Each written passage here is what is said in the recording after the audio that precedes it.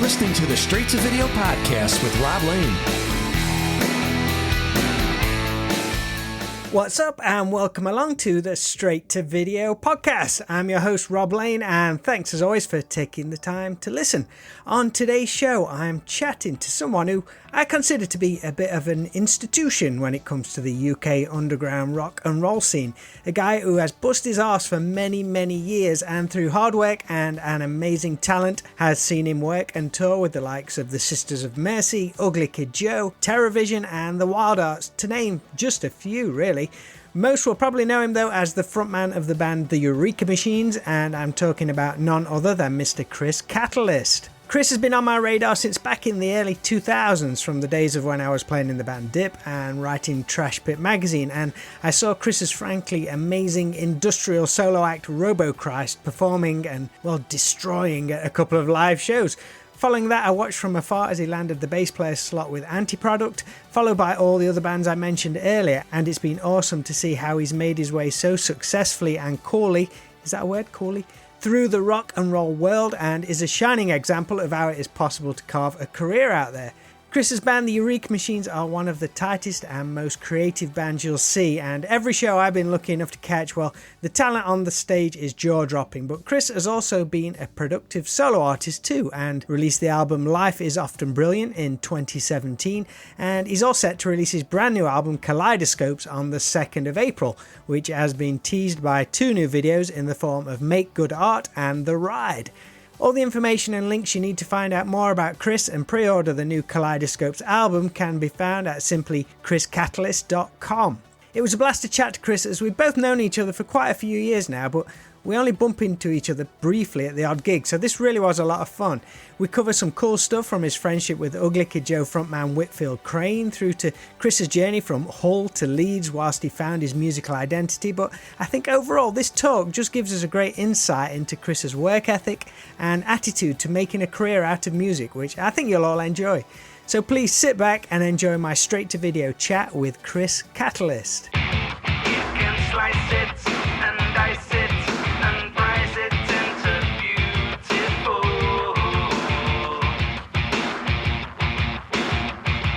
Cut it up and carve it, chisel into wonderful. Slash and shred it and sever and split, dissect the pieces. Override it, divide it, deny it, and remove the creases. Communicate and celebrate the ride. Collaborate so you create your ride.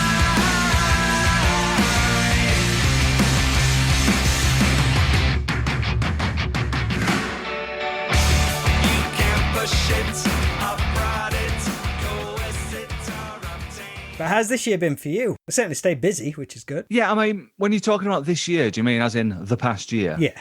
Obviously, like for everyone, it's a fucking huge mixed bag. You know, with no live gigs, we've all got to hustle and try and make it work in whatever way that we can. And I don't have like endless resources or anything like that, or like rich people to fall back on. So like, it was like, right, okay, how am I going to do this? And it was, you know, there was definitely points where I was like, well, I can, you know, and I still think it now. If everything dried up tomorrow, I'd have no problem driving a delivery van for Amazon or, you know, whatever it was. I mean, you stepped up to the plate creatively as well, though, which is great. That was the thing. One of the, how do I put this? I was supposed to be having a bunch of time off anyway last year. So I was like, right, I can concentrate on my stuff. I'd been very busy. So, you know, I did have a couple of quid in the bank, like not to sound like a fucking Billy Bib bollocks, but I'd planned it out and I was like, I'm going to be okay. And then obviously COVID happened and it was like, right, okay. I was sort of still expecting to do a bit of this and a bit of that and a bit of this. But like with anything, it's like, right, okay. I come from a family of hustlers. So it was just like, right, what am I going to do now? Am I going to sit on my ass? No. I was going to write and record an album anyway, but then I ended up doing 3. And I was thinking about doing some like online gig type things anyway. And so then I ended up doing those. You're probably like me. It's like everything I do for fun as a hobby, I see other people doing it. That's something that can potentially earn money. So everything I kind of do in my downtime, just focus on it even more and try and make a go of it. Yeah, too right. You're probably from the same mindset. Too right. I mean, I remember when my dad said it to me, you can't put a price on enjoying your job. And I would rather do what I do. And like, you know, I've never been interested in, like when I was like 7, I was interested in fast cars or whatever. But like, I'm not interested in that now. As long as I've got enough for a pint and a cuzzer on a weekend, then I'm happy. You know what I mean? Really? I'm not impressed by like flash things anymore, really. I heard you speaking about Whitfield Crane. He's like total minimalist now, isn't he? Do you know what? He rung me yesterday out of the blue. God bless Whit Crane. What an interesting fella. You should get him on this, by the way. Yeah? Oh, Would he be up for it, do you reckon? What, talking about himself for an hour? Yes. He's a really interesting and inspirational bloke. So I met Whit Crane when I was their guitar tech. I got a call from a friend of mine saying, we need a guitar tech really quickly for this tour. They'd got someone in, it hadn't worked out. And it was Skid Row and Ugly Kid Joe. The mate of mine that was the tour manager, who's sadly no longer with us, Toad, he rung me up real last minute. I could tell he was a bit desperate. There was a tone in the voice. There was a tone in his voice. They either need me to learn some songs really fast or change some guitar strings. At the time, I was doing quite a bit more of that sort of stuff, guitar teching, which I did for a bit and will do again. He was obviously on the tour. He put me in touch with those guys and I was on their bus. There was 2 buses, the Skid Row bus and the Ugly Kid Joe bus. And I was on the Ugly Kid Joe bus and I just hit it off with Whit straight away. He's just a really interesting guy. So you're talking about his minimalist approach. So like I arrived at the first gig in fucking Exeter, I think it was. And it was like, I got there as quick as I could. So it was, you know, getting the train down from Leeds or something. I got there at, let's say, 2 PM. And it was like, right, this is what we do with this band to do this. And this guy does that. And I'm like, fucking right, making note, you know, trying to commit things to memory. And it comes to the time of the gig. I don't think I've even met Whit at this point, but he comes up to me and I'm stood at the side of the stage, like crouched in my little guitar tech position. And he gives me this bag. And I'm like, okay. And fist bumps me. And then off he goes, does the set. Then he walks off stage and he comes past me and he's like that, give me the bag. And I'm like, oh, yeah, cool. I'll give him the bag. All right, cool. You know, next night, same thing. Comes on stage, gives me the bag. It's a rucksack. Comes off stage at the end. I give him the bag. I said to Toad, like, because he was my mate, what's with Whit's bag? You know, is that where he keeps the cash or what? And he was like, no, he said, ask Whit about the bag. I said, all right. So we're on the bus and might have had a beer or 2. And I was like, Whit, what's the script with the bag, with the rucksack? And he was like, oh, because he talks like that. Oh, the rucksack. And he said that this question comes up generally within 3 days of knowing people or after 3 years of knowing people. And he said, the rucksack contains everything. And I said, what do you mean everything? He said, it's got everything I own. I said, what do you mean everything you own? And he said, it contains everything I own. I said, well, like what? And he said, well, it's got my clothes for the day. It's got my laptop, I think, you know, whatever book I'm reading, my toothbrush, everything I own. And I was like, well, what about like your shoes or whatever? He's like, I'm wearing my shoes. I said, well, what about if you've got a wedding or something, you need to get a suit? He's like, that, hire one. I'm like, well, what do you do? Like, what about, where's all your books and that? And he's like, I read a book, I pass it on. He's like, you don't own stuff owns you. That's actually very true, man. I was like, that's kind of amazing. And the only one I could get him on was, I said, what about from back in the day when you had like your gold discs? And he was like, oh yeah, they're at my mum's house. I was like, fair enough. He said, at my mum's house are my gold discs and the guitar that Glenn Tipton gave me. And I was like, fair enough. Awesome. How long's he been like that? Do you know? Is that something he's kind of developed? Since forever. Wow. Forever, as far as I know. Funnily enough, yesterday when I spoke to him, he mentioned something about, this is how I've lived my life for 25 years or something like that. But it wouldn't surprise me if it was longer. He's just a person who doesn't, you know, he likes the ground to be moving underneath him, to be going different places and meeting different people and doing different things and getting inspired in that way. And he's always like doing something, is Crane. He's definitely an interesting character. Was you familiar with him from back in the day? No. I was. Because you'd have just been like turning a teenager, right? So I remember a very formative record for me, aged 13, perhaps 14, was the Kerrang compilation. Kerrang, obviously with a K. Compilation, obviously with a K. It was a double CD, and CD 1 was classic cuts and a Z for cuts. The second one was contemporary chaos, again with the K theme carrying through. And I remember it had Cats in the Cradle on it, I'm guessing on contemporary chaos. Which was a song that I knew from when I was a kid anyway, from the original. And so that was, I guess that's where I knew him from. But then think I knew anything else by them. Apart from Everything About You, I don't think I really knew anything else by them. And it was only when I worked for them, I remember my pal Gav was sort of starting to get involved with them around then. And I was like, fuck me, they're great. They can really play. They're really looking after themselves. They're going out and smashing it every night and being like, wow, they're really great. And also, the other big hook for me was when I started working for them was that Sonny Mayo was playing guitar. And Sonny Mayo was in Snot, who I loved when I was 16. It was like punk rock meets metal meets kind of something else. And we all loved Snot because it was like, it seemed different, you know. And Sonny Mayo was just an amazing guitar player in a non-sort of shreddy way. I mean, he can do all that stuff, but he was just really inventive. So that was, I mean, I was kind of as starstruck by that as anything, you know. I want to talk to the guy who's not originally from Ugly Kid Joe. I want to talk to the guy from Snot. And it was like, because it was like on day one, it was like, right, this is Sonny, you're guitar teching for him. And I'm like that, all right, you know. You don't want to be that guy like going, I got your album, I really like it. But, you know, at the same time, you want to sort of be respectful. You know, and in the end, I told him. But again, probably after a few beers, me, not him, he doesn't drink. But what was really funny about playing with them when I ended up playing guitar for them was, I remember the first gig we did was, I want to say it was Glasgow Garage and, or Cat House or I think it was a garage. And it would turn up and it was like these like... kind of gnarly surf punk dudes from California. And Whit would like every night he'd like be like, this is Chris Catalyst, everyone, this is Chris, say hi to Chris. And I'd be like, hello. And I'd be like, hey up everyone.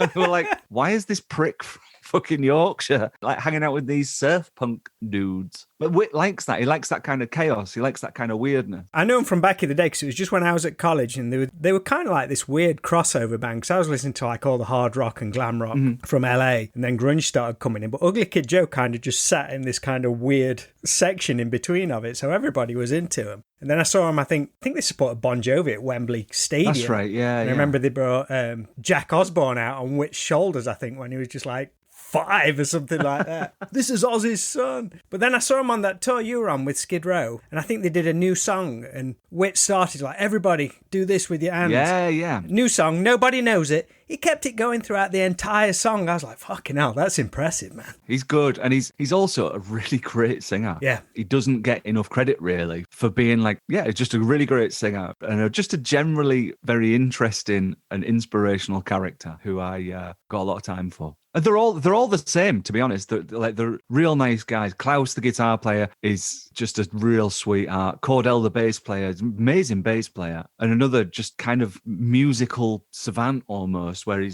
really knows about music. It's all he gives a shit about. Just a really interesting group of people. Like most bands, every band thinks that they're the weirdest band ever and that a soap opera could be made of their band. And as someone who's been in a lot of bands, I'm here to tell you that that's true in all cases. Mint. So you are a Yorkshire lad born and raised? Yeah. Yeah? Do you live far from where you grew up? Born in Beverley, I grew up in and around Hull. There wasn't a lot for us in Hull when I was 18. And, you know, it was kind of like this sounds like a cliche, but I moved to Leeds and life sort of came into colour a bit, really. Before that, I'd never really been part of anything much. And me and a bunch of mates that we were in a band with at the time called Catalyst, which is hence the stupid name, moved to Leeds. And since then, I've not actually lived outside of about a 2-mile radius. Leeds very quickly became home. You know, it's not that different from Hull. It's Yorkshire, so people are still arseholes, you know what I mean? Why Leeds? Was it just like the nearest biggest hub that kind of you're gravitated to? You know, like as you get older, you can kind of rationalise things that maybe you didn't see at first. I think for me, coming from where I came from, Leeds seemed like a big jump, but not such a big jump as like London. And I think like when I was 18, that would have been too big a jump for me. In a lot of ways, I wonder like what might have happened if I'd have done that. You know, I had a couple of opportunities to move to London, but, you know, I certainly don't wish that I had. I mean, it was also helped by the fact we did have a couple of mates here and it wasn't too far away if one of the lads needed to take his washing home for his mum or whatever, you know. I remember one of the guys that I used to live with. One of the guys I used to live with used to take his washing home for his mum to do. And one of the other guys once took his washing up home for his mum to do, which I thought was the funniest thing ever. Anyway, I'll always have a big soft spot for Hull and I'll always be from there, I guess. Well, yeah, no guess about it. I just, like I say, life didn't sort of click for me until I was 19. So, like I say, it just seemed all in black and white. And I love going back to Hull. And my mum lives in Cottingham, which is near Hull. And, I love going back there. And I think there's an authenticity to the place and to the people. And I think it's a much maligned place. I think it's a really brilliant city. But just for me personally, I never found my feet until I moved to Leeds and I found a community. That community would have been there in Hull. I just never found it. To be honest, like thinking about that time just makes me feel a bit sad because I just think it probably was there. I don't think I allowed myself to find it, if truth be told. And again, one of those things that you can see with hindsight. Oh, God, yeah. But, there wasn't really anything much. There was a couple of little venues. Well, one of which is still going, the Adelphi, which is, you've got to have played at the Adelphi to earn certain wings. It's a really great place to find your feet in that sense. Like every town has one of those, whether it's the Duchess as it was in Leeds or the Roadhouse in Manchester or the Roadmenders in Northampton or whatever. The Adelphi is one of those mainstays. It should have a blue plaque above it with Jacko on it from the Adelphi. But just for us, do you know what happened when we moved to Leeds? Something that I learned, and I think this was as much a societal thing as a geographical thing. When we used to play in Hull with our little weird bands, it'd be that like classic thing of, right, it's a 4-band lineup. We're all using the headliner's drum kit. Be there at 6 o'clock if you're sound checking. You'd get to the Adelphi or the Blue Lamp as it was, and there'd be 4 bands, each one sat in each corner of the room, sort of like eyeing each other suspiciously over their beer. And it'd be like, if something broke during your gig, then everyone would be like that. And I think I found when we moved to Leeds, and again, this is no slight on Hull, I think this is just like how things have changed, is that suddenly there was a scene and suddenly there was a community and people wanted to help each other out and people wanted to, oh, fuck, you've busted a guitar string, take my guitar kind of thing, Was that a proper eye-opener? Yeah, totally. Holy shit. I think it had just sort of, by virtue of the fact that was all we'd seen, I think we just assumed that that's what you had to do, when you're 17 or whatever, and it's like, right, we're not allowed to get on with these other bands. And I've just never been competitive like that, but it was just like, it was almost like a thing you had to do. And, we saw Oasis slagging Blur off on the telly. So you found yourself in those kind of setups. And it wasn't until I got out of that and saw that there was another way that I realized that was an option. And so you find yourself doing more sort of DIY stuff and touring on that level. And it's like, we can definitely be strong. We could definitely be stronger together, but we can, and it's something that I think Leeds has got really good at. For instance, I've got friends in the bar trade in Leeds. If one of the pubs runs out of beer, they'll ring up one of the other pubs and borrow some of theirs, rather than like the other pub going, well, you can't make any money tonight. Everybody can come to us now. Everyone can come to us. Like, people help each other out. And I think that's on a more general level. I see that everywhere now. I think people are less in competition. They see that competition can really hold people back.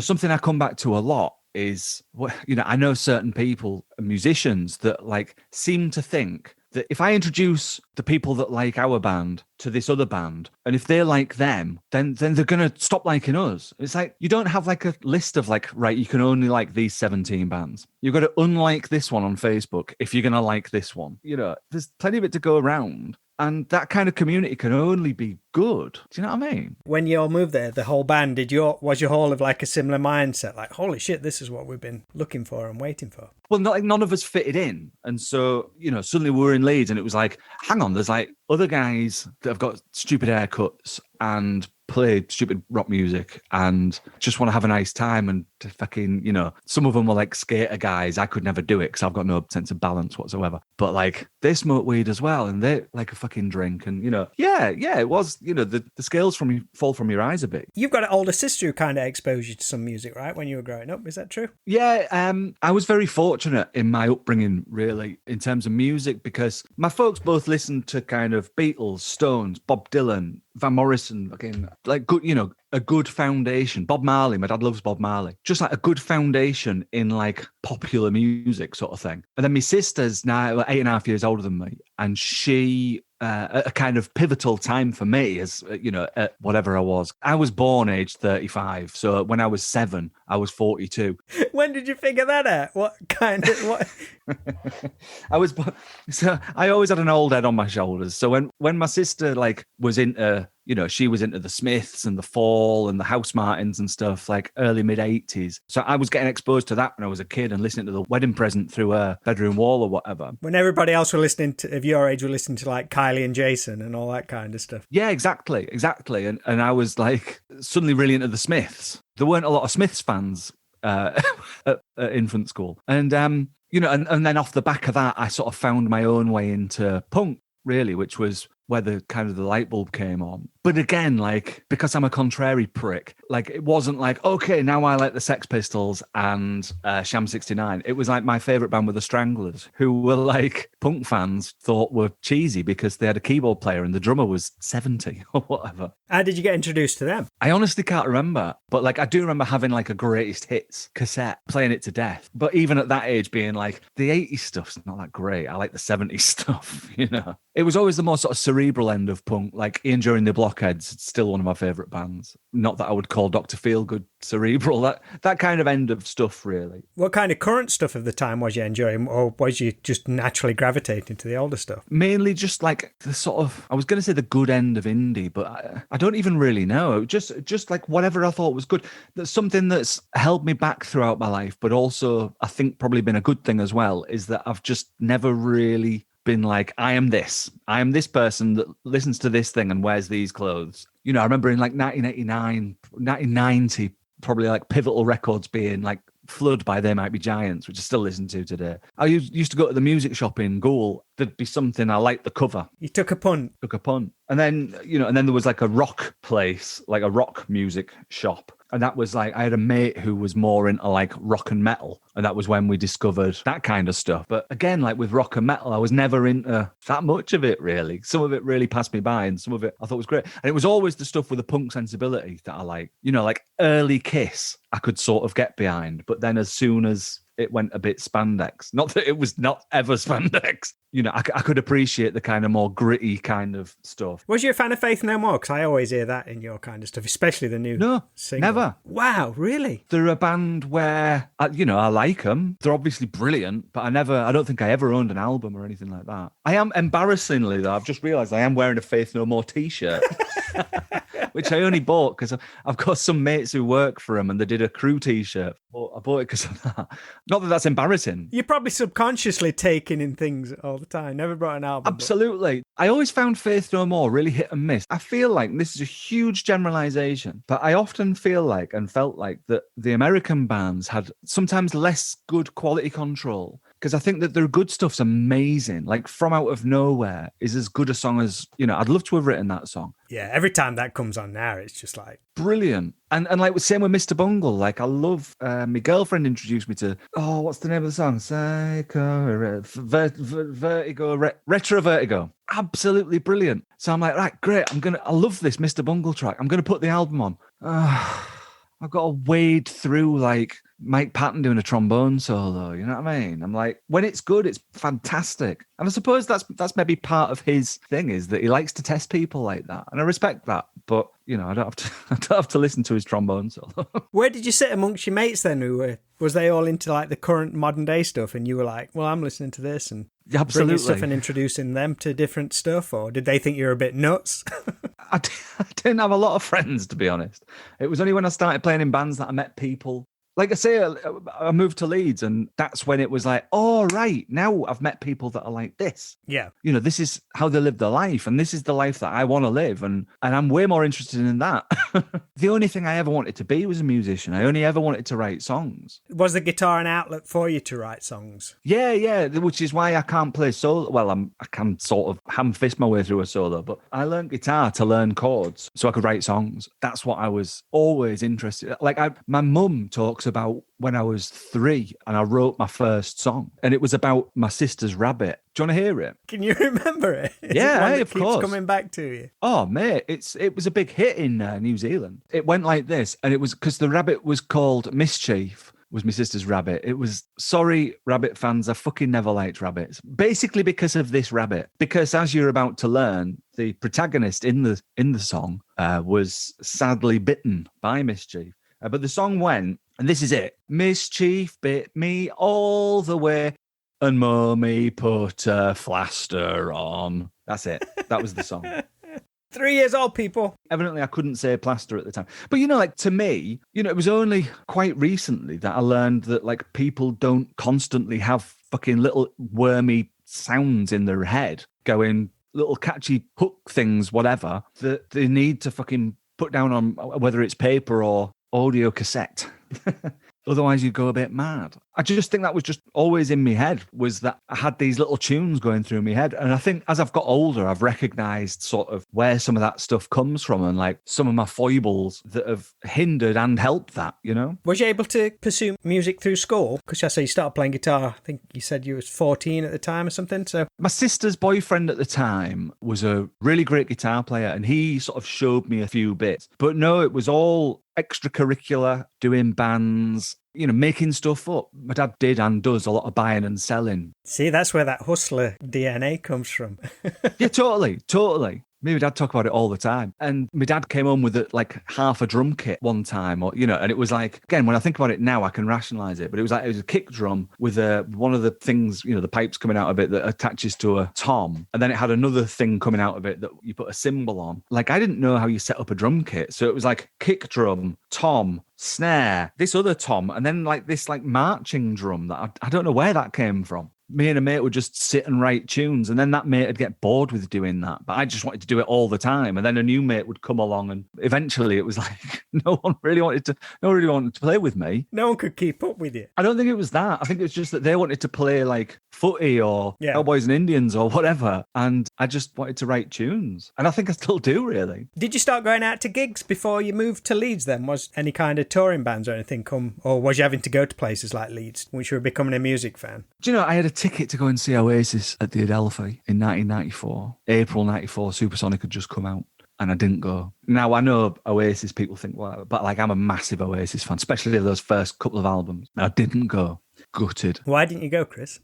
Because, do you know why? I remember saying this at the time, because I was like almost like, you know, when you're 14 and you're trying to be contrary because you think it's cool. I remember saying, no, I don't like Oasis. They're all right, but there are no Shed 7. Wow, that's a disclaimer. History has not been kind to me on that one. Now, I do like a bit of Shed 7. Yeah. But I'd rather have... I did see Shed 7 at the Tower in Hull, but I'd rather have seen Oasis at the Adelphi, I'm afraid. Sorry. Did any of your mates go? Yeah, and they said it was amazing. And, you know, the story was that so many people turned up that they just had to open the doors at the side of the building. And, you know, whether that's true or not, I don't know. But yeah, obviously everyone said it was fantastic. Well, I saw him in Newcastle the year after, and it was still one of the best gigs I've ever seen. Still one of my benchmarks for an absolutely amazing guitar sound. And this is the thing that people, you know, I know Noel Gallagher's not exactly Joe Satriani or Eddie Van Halen or whatever, but like, he just doesn't fuck up. He's so tight and his sound is always so great. I remember at the Newcastle gig, I want to say he had like an Orange stack and a Marshall stack, obviously running in tandem. And it was just like, oh my God, that's what a guitar's supposed to sound like. Whether it would in retrospect, you know, hearing it now, but, you know, at 15, I was like that. Just took your head Yeah, it was amazing. Amazing. And obviously his voice and Liam's voice, not Noel's. So yeah, we saw Oasis, we saw the Blue Tones, we saw anything that came through really Hull, we'd try and go and say. I missed Suede, which I was sad about. But it was really when we moved to Leeds, it was like, oh, hang on, suddenly there's loads of stuff. It's not just kind of, you know, at that time, the Britpop stuff was sort of in the mainstream. When we moved to Leeds, it was more like, oh, here's some like underground stuff as well. And by that point, a lot more of my friends were into like rock and metal stuff. And like you say, it was like, it's usually either one or the other. You're either into this or you're into that. Yeah. And again, like, I just never really subscribed to that and still don't. And I think it's a lot less common nowadays. I think people are less tribal as like societies become more sort of disparate. And you're allowed to like Billie Eilish and Sum 41. I don't know where that came from. Whereas before it was like, I like metal. Do you like metal? No. Well, fuck off. I like punk. Therefore, we can't be friends. And it goes back to that thing of that sort of tribalism that I always really hated. You know, it's what I hate about, or it's what like really turns me off about sport. Well, I'm this team, therefore I've got to hate you. One of the things I love about rugby league, again, coming from Hull, I was brought up on rugby league. I played till I was 15. Is what I was going to do if music, well, when I assumed that music wasn't going to work out because like there's loads of bands. Do you know how many bands there are? You know what I mean? That's like one of the things. Do you know how many bands there are? Was you on a bit of a path then with rugby? Yeah. Again, in retrospect, I don't think I would have been good enough to play top level professionally. I'd have been like a good sort of journeyman League One championship player, but I'd be in a fucking wheelchair by now. So You know what I mean? But the thing with rugby league is it's a bit more like the teams that hate each other. It's a bit more pantomime villain. Which is how it should be, really. Which is how it should be. Whereas like when Leeds play Man U, certain sections of the fan base will be looking for a fight. It blows my mind. I could go down a rabbit hole with that. Like, all this team, none of them's from your place. It's just been brought in based on money. Yeah. That's a whole nother podcast. Yeah. You know, and I like sport, but that was just what turns me off from that kind of stuff. And like the same with, like I said, the same with music. It is great now. I still go to the Leeds Festival every year if I can. Not last year because it didn't happen, but was it the year before?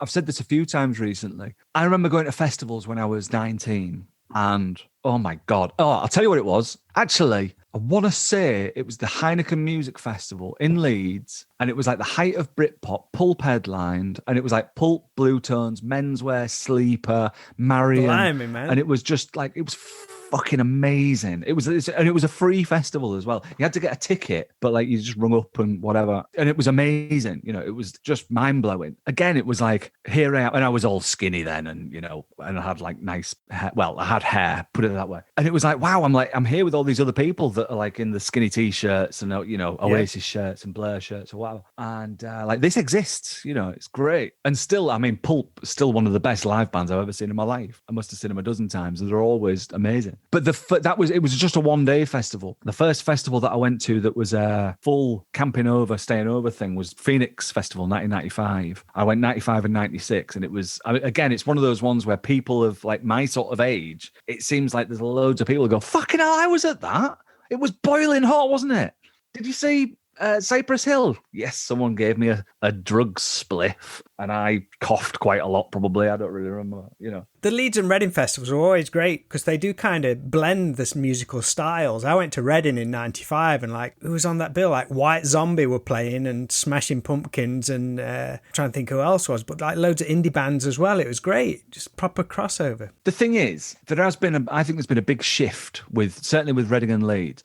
So this is what I'm saying. I remember being like 19 and going to Leeds, and it would be, you know, Oasis or Rage Against the Machine or fucking Guns N' Roses or whatever, you know. But then you'd have like the wedding present on the second stage at 5:30 in the afternoon. So there'd be older people there as well. And I remember being like 19 and fucking doing poppers and drinking my own vomit. Then there being like these like 42-year-olds there with their like Stone Roses hats on and, you know, big jackets and stuff. And it's like, oh God, like look at those old people. And then I was watching Dua Lipa at the Leeds Festival with my girlfriend's little brother, who was 16 at the time, 17 at the time, and being like, oh my God, I'm that guy now. And I like looked around and I'm surrounded by like half naked 17-year-olds, like lads in their trunks kind of thing. And like everyone's fucking off the tits. And I think it'd be really easy to like go, oh, it's not like it was in my day. It's like, no, it's just a bit different, but that doesn't mean it's worse. There's loads of people give it, oh, well, why can't we get on at Reading and Leeds or whatever? And it's like, it's not for you anymore. And that's okay. That's okay. Society's changed so much.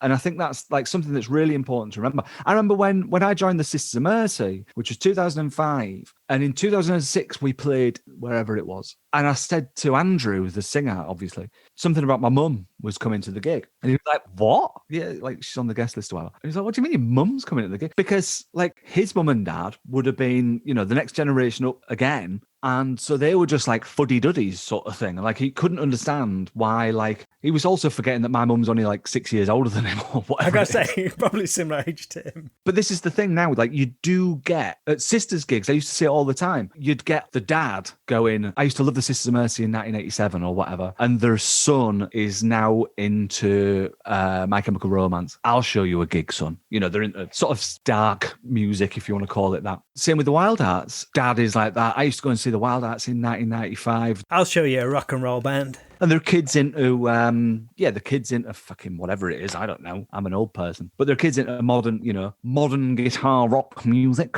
So they take them to see the Wildhearts. You know, and the kid's there in his leather jacket and the dad's there in his leather jacket. And like, that's ace. That's top. That's like the awesome crossover. That's brilliant. And that wouldn't have happened 30 years ago. That's what I mean about society changing. People are getting older later. Yes. I think that's it, isn't it? Yeah. You see documentaries sometimes of like stuff from the 70s or those clips of like BBC shows from the 70s where there's interviewing someone, and it'll be like someone like with like proper like twin satin pearls with the perm and everything, and it'll be like Moira, who's 62, is, you know, and you're like, wow, she looks like 92. My mum was going to Glastonbury when she was 62. You know what I mean? People are getting older later, and I think that's good. Was you a fan of Sisters of Mercy then, with them being from Leeds? Was you familiar with everything, or what was the connection there? No, not at all. So I knew the hits because they're a rock band and I like rock music. So, you know, I knew a couple of the tunes, but I'd done some session, like some work with Adam, who used to play lead guitar. I think they knew my name from that, but then I went to see them because they were playing Leeds in 2003. I went to see them. It was rubbish, not a highlight. That's the thing with the Sisters is, you know, a bit like The Fall. It's always, what did they say about The Fall? Always the same. Never. Oh, I can't remember. But it's like some nights it's brilliant, some nights it's just not. It just doesn't work. And that was one of those nights. And I was like, don't really get this. Cut forward a couple of years, and I was doing a gig. I did this thing called Robochrist, which you may or may not remember, which is very stupid. It's the Woodhouse Liberal Club in Leeds with 10,000 things, I want to say. And after I played, I'd had like the worst gig ever. Like my guitar pickup had fallen out during the gig. Not that it really mattered because most of it was on tape. But this guy came up to me afterwards and was like, have you got a second? I was like, yeah. He said, oh, let me just go and get Von. And I was like, Von, isn't that the guy from Sisters of Mercy? Because I'd met him once briefly when I was with Adam. They were like, can we have a word? I said, yeah. So we're in the Woodhouse Liberal Club in Leeds, and it's a proper social club. And in one room, there's the concert room, and in the other room is kind of just like the bar. Like a lot of those sort of venues, you know, as time's left them behind a bit. So they had to diversify in order to make some cash to keep them open. So they started renting out the gig room to bands and promoters. Total contrast of clientele in either side. Yeah, exactly. And the locals kind of put up with it because they knew it meant that it kept their drinking hall open. Fair enough. So anyway, so we went next door. They were like, can we have a word? Can we go somewhere a bit quieter? And I said, oh, well, there's the bar through here. So we went next door. And Andrew's like, I've got a tour coming up. I'm like that. All right. He says, well, we need a guitar player. Do you want to do it? And I was like, what's the band? He's the Sisters of Mercy. And I was like, okay. He was like, do you know the band? And I was like, not really. He was like, great. He didn't want someone to come in and have these preconceived ideas of got to wear a top hat and fucking cobwebs under your armpits. So we sat there and had a pint and just like instantly got on. But it was bingo night at the Woodhouse Liberal Club. We actually got kicked out of bingo night on my first night as a member of Sisters of Mercy. They kicked us out because we were being too loud. So that was what it would have been, April, May 2005. And then I did some summer festivals with them, and I was there ever since until a couple of years ago. When you left school, did you have any plans or direction as what you wanted to do? Didn't I hear you had like some work experience at a radio station and they offered you a job there? Yeah.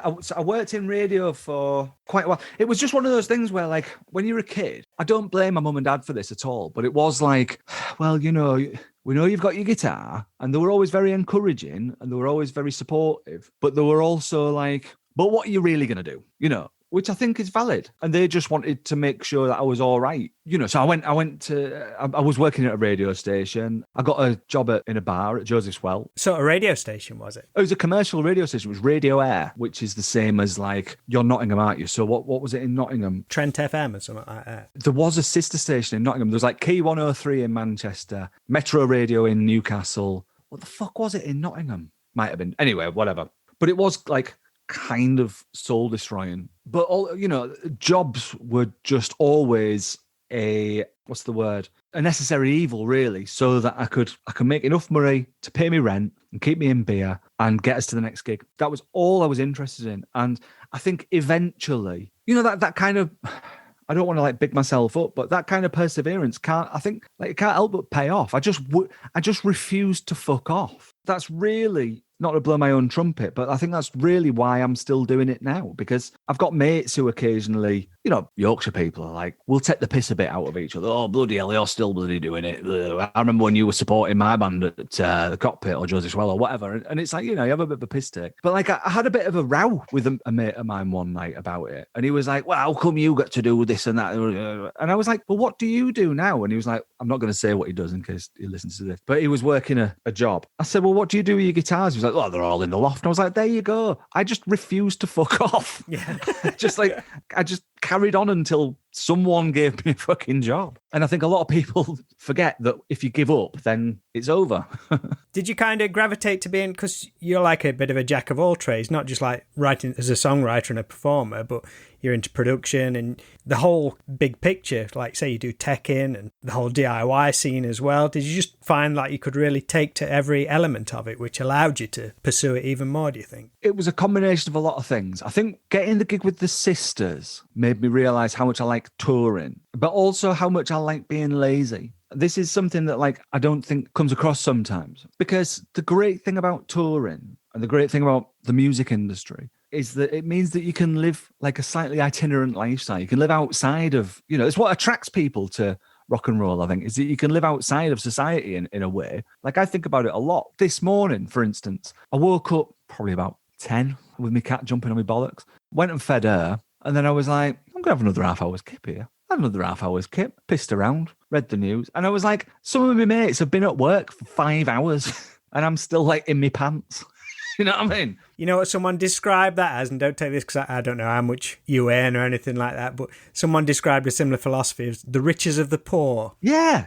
You get by just enough to what you want to do. I love that. That's brilliant. But that's the thing, like, on a...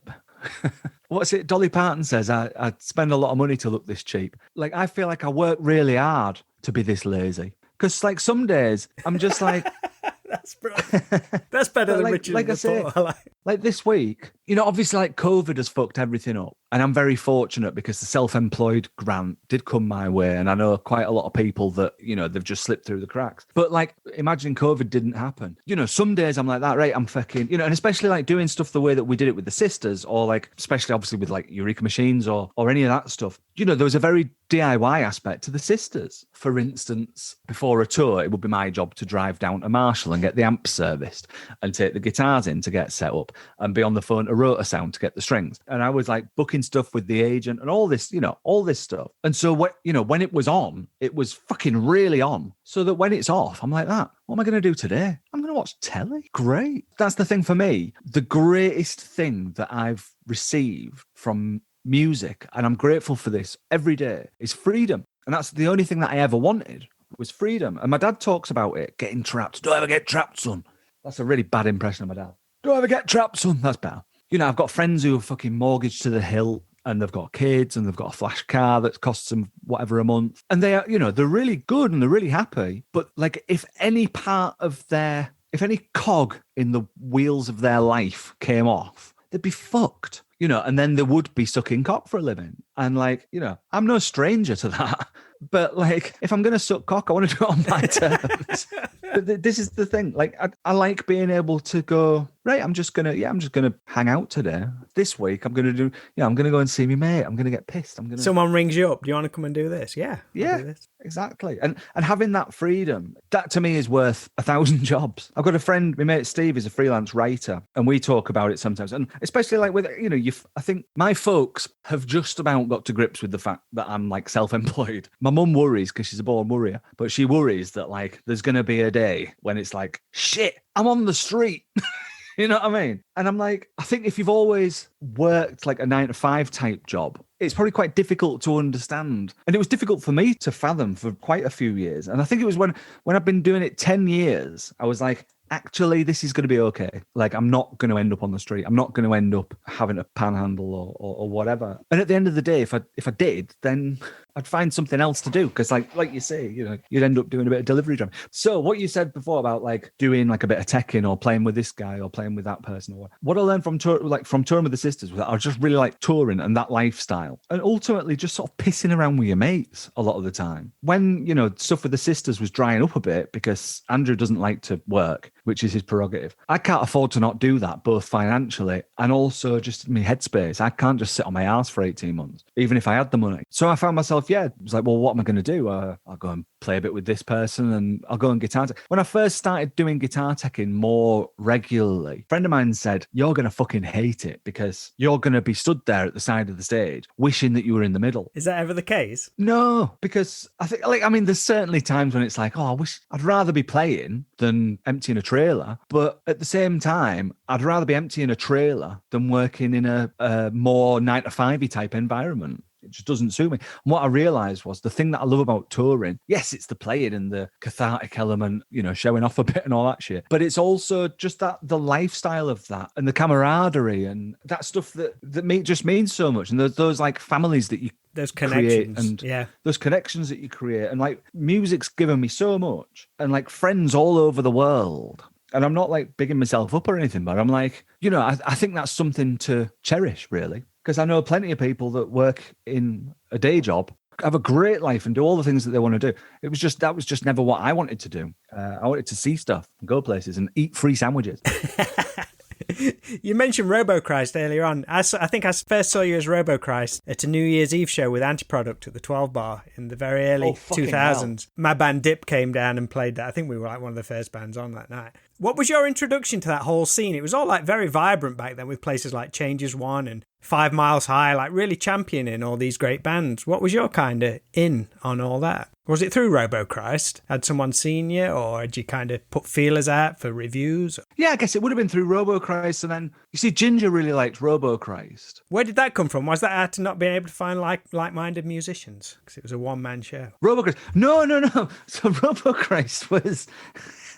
I mean, it's fucking stupid when I think about it now. So with Catalyst, we had this band, and it was, the kind of 4-piece, 4 white guys in a fucking rock band. Like, we don't need any more of them. But Dave, our guitar player, had a sequencer. And so I was like, this could be a way to make our band a bit different. And I'd always liked dance music. I'd always liked, like when you talk about Faith No More, one of the interesting things for me about Faith No More is that they had a keyboard player. It made it sound a bit more, interesting, frankly. So we started utilizing this sequencer that was like, in retrospect, it was pretty primitive. It was a Roland MC505. We started using this sequencer to sort of supplement what we were playing live. So it would be like little beats and breaks and bits of like strings or some like full on like techno bits that we would really ham-fistedly, like when you're 20 and you're like, right, I've got these 15 ideas, let's put them all in one song. And then you realize like now it's like, no, just put 2 ideas in one song. So we did like lots of that. But by virtue of that, I started learning how to use this sequencer, and we used to just get really stoned and make stupid music on this sequencer and like on guitars. And we'd just sit around in our front room and we'd have this fucking 3-foot bong and the sequencer and a guitar and a cassette recorder. And we'd just, and I bought this 4-track as well at the time. And we'd just make really stupid stuff, all of us. And I did this stupid techno metal thing. And I can't remember where the name came. Oh no, the name was Robochrist. Okay, yeah. Because it was like, oh, he should dress up like a robot, Robochrist. And then somehow that became Robochrist. And then I can't remember. It's a very fuzzy time, Rob. I did a few gigs and stuff, and I can't remember how it came on Ginger's radar, but he liked me, and I remember doing some gigs with Antiproduct around the time where I became mates with, ended up playing bass for them. I think with that particular gig that you're talking about, I think I just hustled Alex, the singer from Antiproduct, and was just like, you're doing this gig, can I come and play it? The great thing about Robochrist was I only ever wanted to play for like 17 minutes, and it was one guy and a fucking MP3 player. So it was like, can I come to your night? I don't want to borrow a drum kit. I'm not going to... It's a good in. Yeah, it's going to add 25 minutes to your night. And people would take a chance on it. And the interesting thing about Robochrist was, what I learned doing that was, it's great being hated because people hated Robochrist. We fucking loved it that night. This is amazing. I'd never put my balls on the line really to do anything like that before, or probably since to a certain extent. But it did give me a healthy appetite for not really giving a fuck what anybody else thinks. It was interesting, like doing certain gigs, because it's one thing supporting Antiproduct, whose audience are very receptive and into kind of weird and wonderful, strange, heavily made up guys anyway. But then, I did gigs doing that at festivals where there'd be 200 people that fucking thought it was the funniest thing they'd ever seen, and 500 people that were like, this cunt is taking the piss out of me. How weird must that have been? Like, before every gig, you have no idea what the reaction's got to be. It was great. I loved it because it really appealed to a side of me that likes fucking with people. At what point in the 17-minute set did you know if it was going good or bad? Was there a certain point? Because you kind of had like a few pauses, didn't you, in the set? Yeah. Which again, like I love anything that makes people feel awkward. And there's something that me and John Poole talk about a lot, from John Poole, who played with the Wildhearts and Cardiacs, just of John Poole fame. And we both love the thing where if you do something funny for a while, it stops being funny. But if you carry on doing it, it starts being funny again. Just have to push on through. And then if you carry on doing it, it stops being funny. But if you push through, it starts being funny again. I think that's amazing. I think it's such a brilliant thing. And so there was a bit of that with Robochrist, but people like hated it. I remember doing Middlesbrough Music Live 2005, and someone threw a lump of ice at me, which hit me like half a centimetre below my eye. It'd have took my eye out if it was any higher. But it was great because, like, if you get a cut there on your face, it pisses blood. And I had the silver makeup on and the black lipstick, and it was just everywhere. And it felt like a fucking American wrestler or something in one of the like, steel cage matches. Yeah, totally. If I'd have thought it through, I would have definitely done that thing where the American wrestlers have the little razor blade to cut like little nicks in their skin and all that stuff. Amazing, man. But it was just one of those things where it was absolutely a joke, and some people really got it and some people didn't. But it was the thing that brought me onto the radar of Ginger, Andrew from the Sisters. It put me in the Enemy. And how crazy is that? Yeah, and it was just like a couple of stoned mates trying to out-stoned each other, basically. We're like, who can make the stonediest, stupidest music? But me being me, like I had to take it to the fucking nth degree and like invent a personality around it and whatever. But then like with all those things, it was a funny joke that lasted probably about the right amount of time. But it is the thing that people probably aren't fucking ask me about the most, weirdly. Sometimes I'm like, fucking, I write all these fucking songs. You should bring some merch back. There's got to be a market for some merch. Spend all this time crafting these songs and writing these artful lyrics and putting literary references in and producing stuff in the studio. And people are like that. When's Robochrist coming back? Bring back that Robochrist. Start punching yourself in the face again.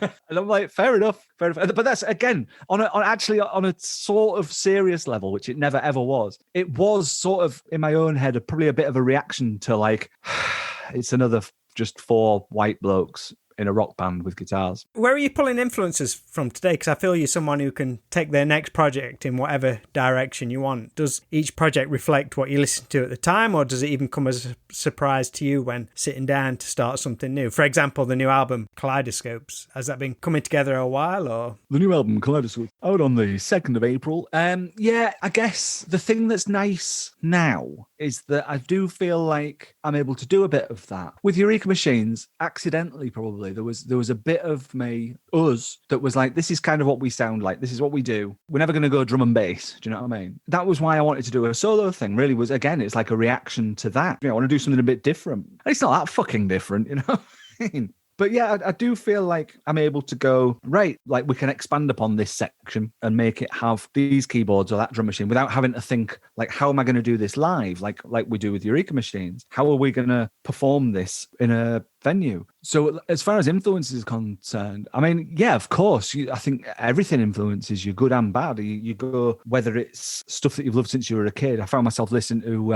I Am the Walrus yesterday, which I'd not listened to for a while, and having the same wonder at it that I did when I was 6, you know. Or like newer stuff that you've got into, whether it's kind of along the same lines as what you're into anyway. Like I've got into a band called the Electric Soft Parade, who are like a real sort of rocky indie sort of stuff, but very cerebral with it, and like lots of like production ideas and elements and stuff. Or like really weird and wonderful stuff that's just come on your radar, whether that be, you know, hip hop or drum and bass or whatever, you know. But ultimately, like what I like is songs, you know, it's tunes and hooks and harmonies and the same sort of stuff. Do you feel like you was able to write this new album without having to worry about, okay, this album's going to come out, then I'm going to have to tour it? You could just like focus on just whatever direction it kind of went in. The idea behind my first solo album was, you know, with Eureka Machines, we'd sort of taken the decision. The band was the 4 of us, and we weren't going to fuck with that. We did a tour once where our mate Mike came and played guitar, because Dave, Eureka Machines guitar player, his wife was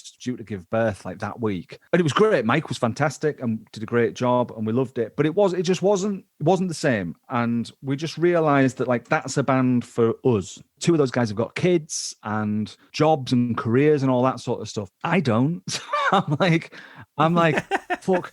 I've got to do some music of my own to try and do that, you know. So I did my first solo album, Life is Often Brilliant, was kind of like, right, I'm going to do this. And at the time I was doing a lot of teching. I'd saved up some money. 2018, I think it was. I was like, right, I'm going to have a year off everything and just concentrate on my solo album, getting out, playing it live, putting some money into that. 2017 it would have been. And I was really tough with that. I was really tough with the album. I had like a band lined up, you know, stuff sort of coming up. I'd sacked off. I used to work for Maximo Park and I'd sort of said, look, lads, I'm not going to do it anymore because I'm going to concentrate on my stuff. And they were like, fucking totally brilliant. Go and do that. That's what you should be doing.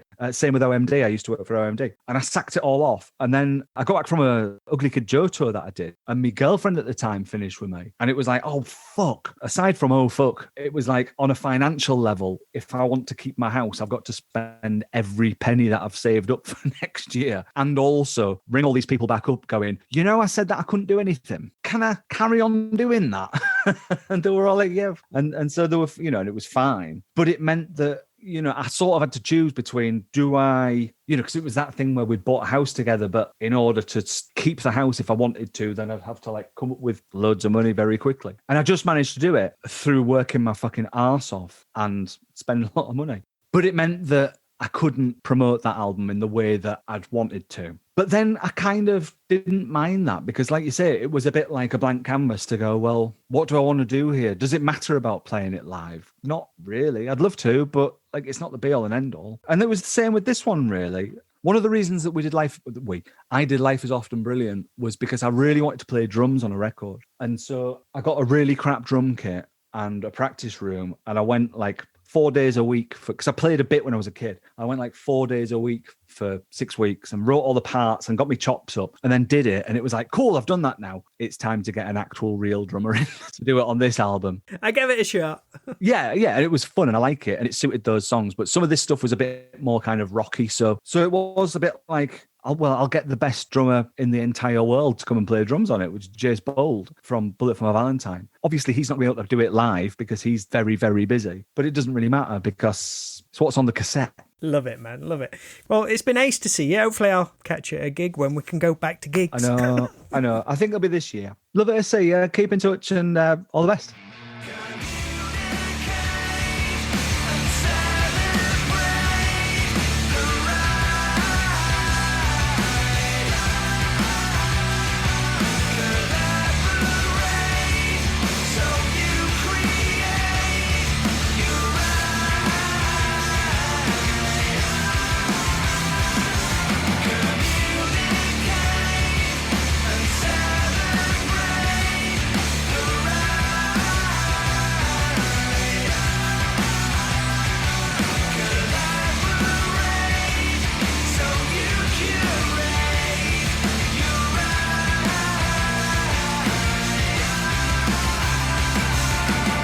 Cheers to Chris Catalyst for taking some time to talk with me here on the Straight to Video podcast. I certainly had a blast doing that, and I hope you all enjoyed Chris's stories and memories. Please head on over to chriscatalyst.com to pre-order your copy of the new album Kaleidoscopes, which is out very soon on the 2nd of April. And if you want to hear or catch up on many more of my podcast interviews, then you'll find over 70 talks with musicians, actors and authors over at stvpod.com, along with straight-to-video music, videos and merch. There's a lot of fun stuff over there, so please check it out. Thanks again for tuning into this show. It really means a lot, and there's a bunch of great stuff on the way, so please follow or subscribe where you listen to podcasts. We should be on all of them. So that's all from me on this show. Hope you're doing great out there, and I look forward to speaking to you all again very soon.